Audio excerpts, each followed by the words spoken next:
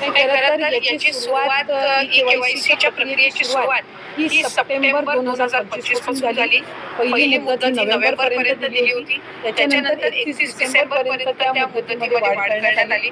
त्याच्यानंतर 31 मार्च पर्यंत आणि आता एप्रिल 30 तारखेपर्यंत त्या मुदतीत वाढ करण्यात आलेली आहे।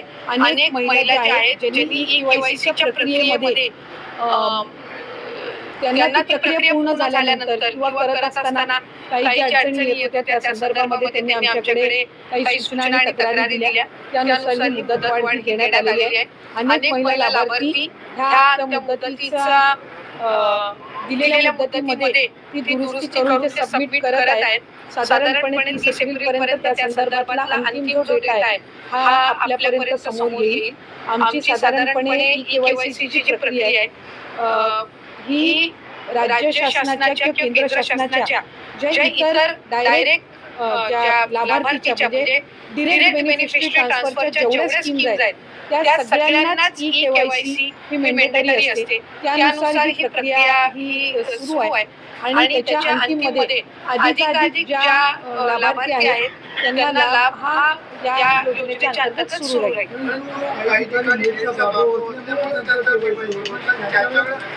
नाही आता नाही 30 एप्रिल पर्यंत आता दिलेली आहे। त्याच्यामुळे 30 एप्रिल आणखी तारीख तर येऊ दे आणि तिसरी का चौथी मुदत वाढ आहे आणि बऱ्याचशा लाभार्थी महिला ज्या आहेत या त्याच्यामध्ये दुरुस्ती करत आहेत। आणखी जवळपास 15-20 दिवसाचा कालावधी म्हणजे 30 एप्रिल पर्यंतचा हा त्यांच्याकडे आहे। त्याच्यामध्ये त्या ई केवायसीच्या याच्यामध्ये त्यांनी चुकीचे ऑप्शन काही निवडून त्यांना लाभ जर बंद झाला असेल तर ती दुरुस्त त्यांना करता येत असतं।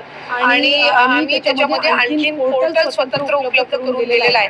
त्या पोर्टलचा जर त्यांनी वापर केला तर मला खात्री आहे की बऱ्यापैकी सुरळीत केलेली ही प्रक्रिया ही विभागाच्या माध्यमातून लाभार्थ्यांसाठी उपलब्ध करण्यात आलेली आहे। आयटी क्षेत्रामध्ये नाही या प्रकरणाची माझ्याकडे आणखी सविस्तर माहिती नाही, पण जर काही लोकप्रतिनिधींनी हा मुद्दा घेतला असेल आणि मला खात्री आहे की नाशिकचं पोलीस प्रशासन सुद्धा याच्यावर या संदर्भामध्ये त्यांनी गांभीर्याने दखल घेतली असेल।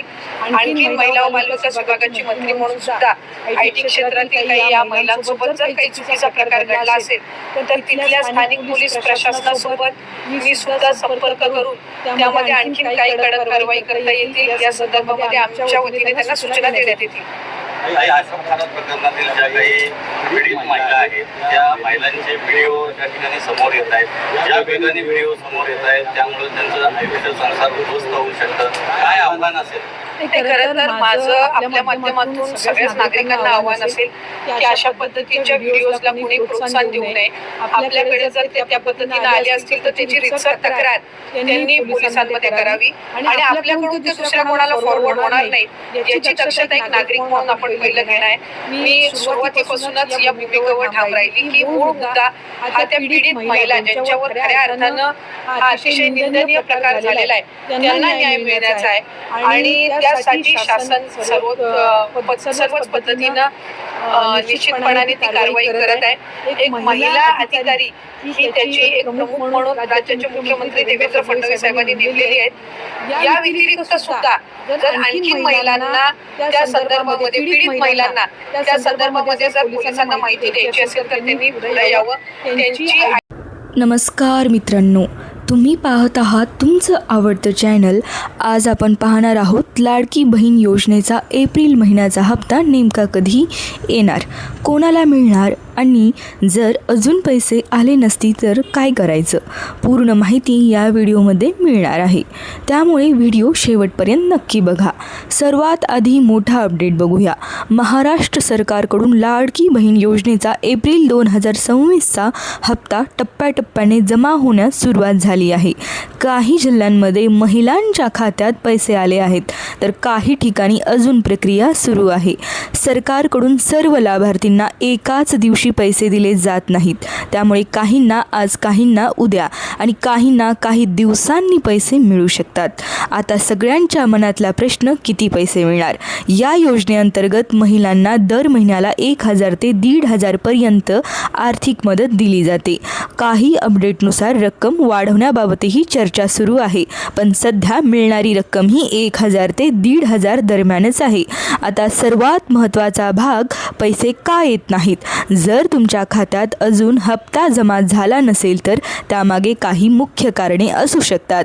पहिलं कारण, तुमचं आधार कार्ड बँक खात्याशी लिंक नाही. दुसरं, KYC पूर्ण नाही. तिसरं, अर्जामध्ये चुकीची माहिती. चौथं, बँकेकडून प्रोसेसिंग डिले. मित्रांनो, या छोट्या छोट्या कारणांमुळे तुमचे पैसे अडकू शकतात.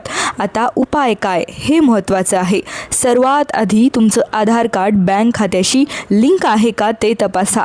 बँकेत जाऊन KYC पूर्ण करा. तुमचा मोबाईल नंबर अपडेट आहे का ते बघा. बँक, SMS आणि पासबुक चेक करा.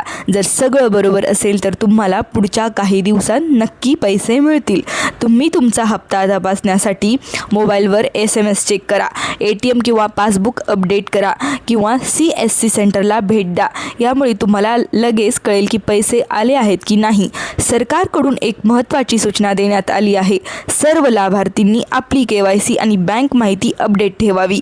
जर माहिती चुकीची असेल तर पुढील हप्ते थांबू शकतात. म्हणून ही गोष्ट अजिबात इग्नोर करू नका. मला कमेंटमध्ये नक्की सांगा, तुमच्या खात्यात पैसे आले का आणि तुम्ही कोणत्या जिल्ह्यातून आहात. तुमचा रिस्पॉन्स इतरांना मदत करेल.